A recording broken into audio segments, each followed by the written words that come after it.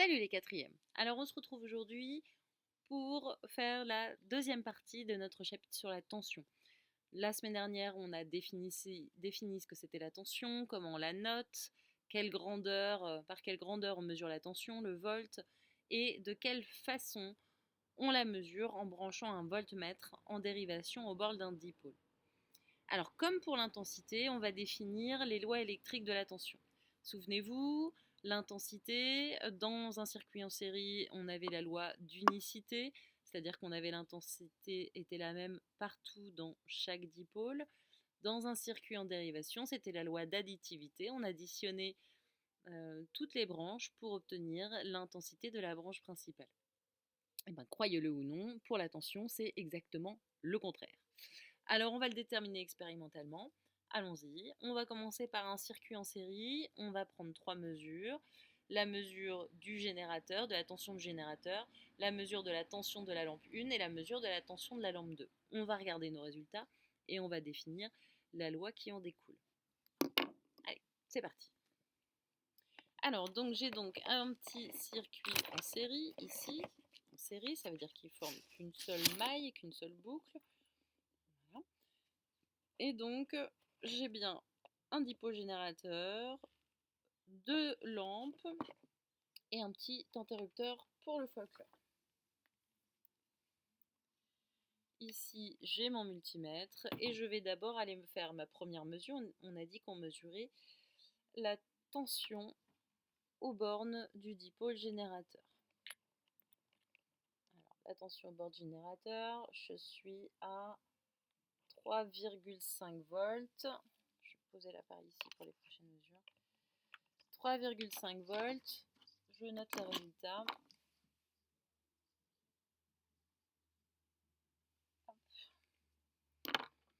Ensuite, je vais mesurer la tension aux bornes de ma première lampe. Donc, je me pose en dérivation aux bornes de ma lampe 1 et je suis à 1,5 et des brouettes volts.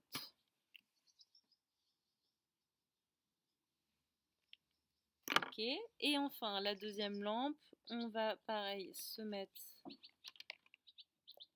en dérivation aux bornes et on va mesurer ensemble.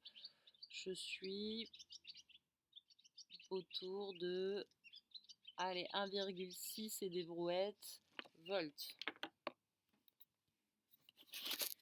Donc le dernier 1,6 volts. On était un peu plus, on va mettre 1,7 volts pour celui-ci. Alors, qu'est-ce qu'on peut définir alors ? Je vous rappelle que nos appareils de mesure sont toujours imprécis. Donc s'il y a des écarts, ils sont explicables juste à cause de l'imprécision des appareils de mesure. Mais carrément, est-ce que c'est la loi d'unicité ou la loi d'additivité ? Je suis à 3,5 volts que fournit le tension générateur et je me trouve à 1,5 et 1,7. Donc ce n'est pas la loi d'unicité, c'est la loi d'additivité.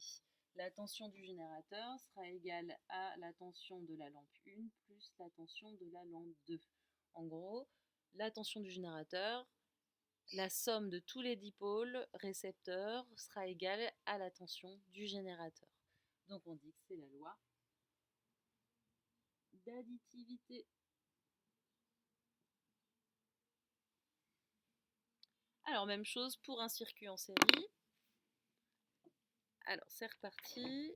On va changer les branchements. Je ça déjà. Ch'touk.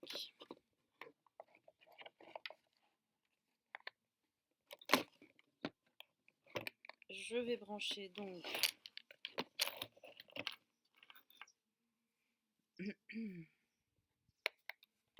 une deuxième lampe. Cette fois-ci, je vais la mettre en dérivation. Je vais essayer de laisser sortir ça peut-être. Donc cette fois-ci, j'ai 2 lampes qui sont montées en dérivation sur mon circuit électrique.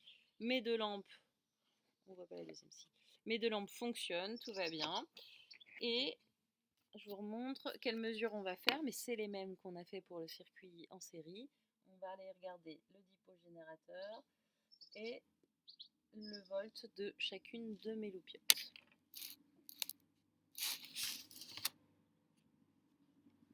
Alors, c'est parti. Ma bécane est en marche. Hop. Donc, je vais brancher mon circuit et je vais aller me faire mes mesures. On va essayer de ne pas mélanger mes fils. Donc, hop, la borne plus ici, aux bornes de ma première lampe.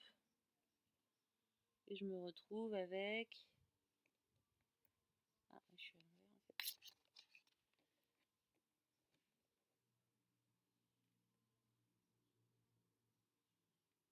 Alors, ça bouge tout le temps. 4. Avec 4 volts. 4 volts pour ma première lampe. Je vais le noter. Allons aux bornes de la deuxième lampe cette fois-ci.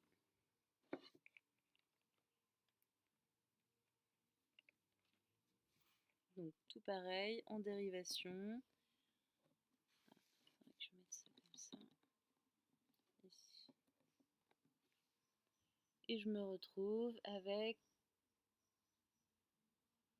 4,1.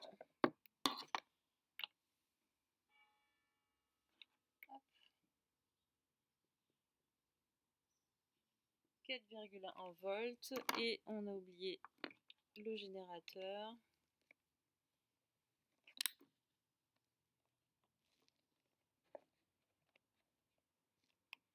Et on se retrouve avec presque 4,1 aussi. Ok, on note tout ça et on regarde. Donc ici 4,1 volts. Alors la tension du générateur, la tension que fournit le générateur est égale à 4 volts. Dans la lampe 1, on a mesuré 4 volts. Dans la lampe numéro 2, on a mesuré 4,1 volts. Alors, si on avait la loi d'additivité avant, et grâce à nos mesures qu'on vient de faire, on peut donc faire l'observation suivante, que c'est la loi d'unicité qui régit la tension dans un circuit en dérivation. C'est-à-dire que la tension du générateur sera égale à la tension de la lampe 1, de la branche numéro 1 et aussi de la branche numéro 2. La tension, c'est la loi d'unicité, la tension sera la même partout dans un circuit en dérivation.